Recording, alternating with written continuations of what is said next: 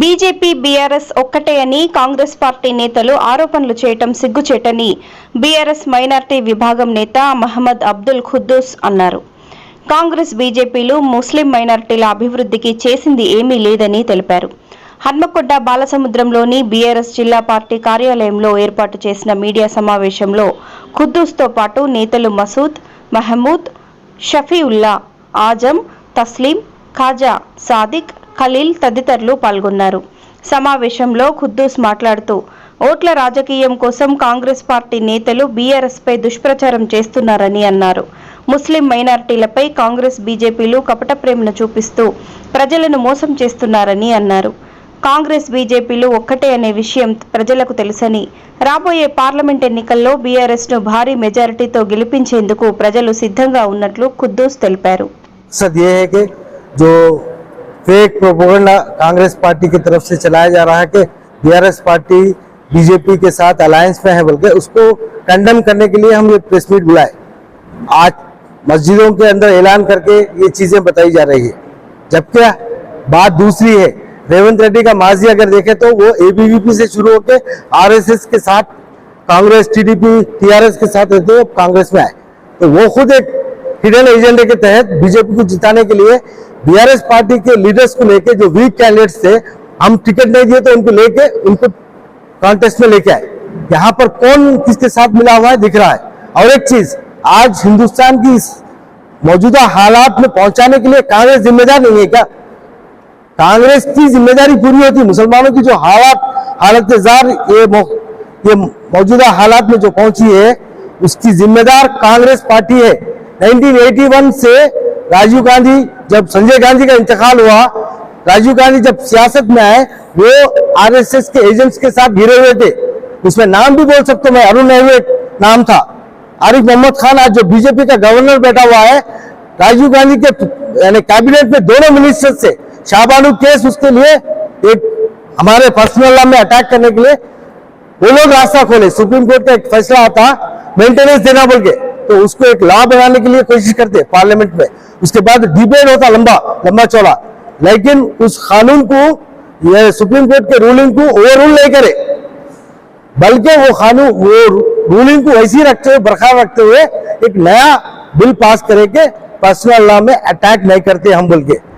उससे ये बात आया हुई कि बीजेपी को जो ट्रिपल तलाक या यूनिफॉर्म सिविल कोड का जो मुद्दा है, कॉन्स्टिट्यूशन में कौन रखे थे? यूसीसी का मसला कौन रखे थे? कॉन्स्टिट्यूशन में है ना एक चीज कि एक वक्त आएगा हिंदुस्तान में के यूसीसी लाएंगे, यूनिफॉर्म सिविल कोड। हमारे कोई उससे मतलब नहीं है, हम शरिया पे, हमारे ईमान पे, हमारा ईमान अल्लाह के ऊपर है, हम किसी से डरते नहीं। कांग्रेस पार्टी हर चीज के लिए मौजूदा हालात, 10 साल के हालात जो बद से बदतर होते गए, हमारा क्या नुकसान हुआ? मुसलमानों को क्या नुकसान हुआ?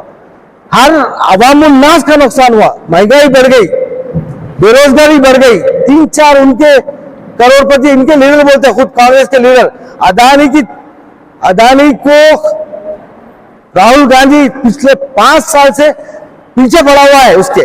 और ये रेवंत रेड्डी चीफ मिनिस्टर बनने के बाद में पहला जो एमओयू साइन होता अदानी के साथ होता, तो आपका एक लीडर सेंट्रल में एक बात बोलता, स्टेट में चीफ मिनिस्टर एक बात बोलता।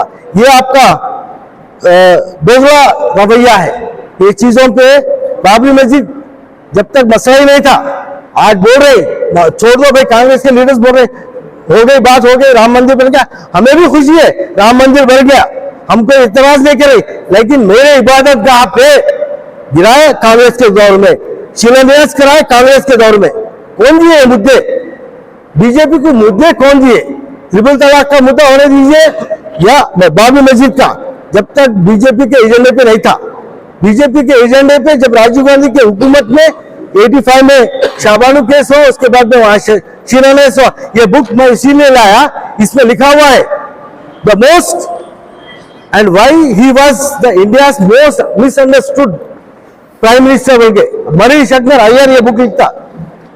तो इसमें वो लोग जस्टिफाई करने की कोशिश करेंगे राजीव गांधी को नहीं। एक प्राइम मिनिस्टर, एक हिंदुस्तान, एक जैसी कंट्री का प्राइम मिनिस्टर, उसके मिनिस्ट्री क्या कर रही, उसके मिनिस्टर्स क्या क्या काम कर रहे हैं उसको नहीं मालूम है, तो वैसा कैसा प्राइम मिनिस्टर था वो? ये चीजों को हम कंडेम करते, और मैं भरपूर अंदाज में कंडेम करता हूँ। बीआरएस बीजेपी एक है बोल के जो प्रोपेगेंडा कर रहे हैं, तो उसके खिलाफ हम मजम्मत करते। कांग्रेस के लीडर्स को प्रूव करना चाहिए, अगर वैसी चीज है तो प्रूव करके बताइए। लास्ट इलेक्शन में भी वैसी करे। अच्छी खासी 10 साल की हुकूमत, कई मराब स्ट्रक्चर कमेटी कौन कायम करे थे 2005 में? कांग्रेस पार्टी। उसकी रिपोर्ट 2011 में आ गई। 3 साल हुकूमत में थे, एक वो टेबल नहीं करे, उसकी कोई एक रिकमेंडेशन को इम्प्लीमेंट करे। हमारे चीफ यानी पहले चीफ मिनिस्टर तेलंगाना के एजुकेशन के मामले में बहुत मुसलमानों की हालत गिर गई बोल के टेमरीज का क़याम करके, एजुकेशन से तो, तालीम से तो तरक्की होती कौम की।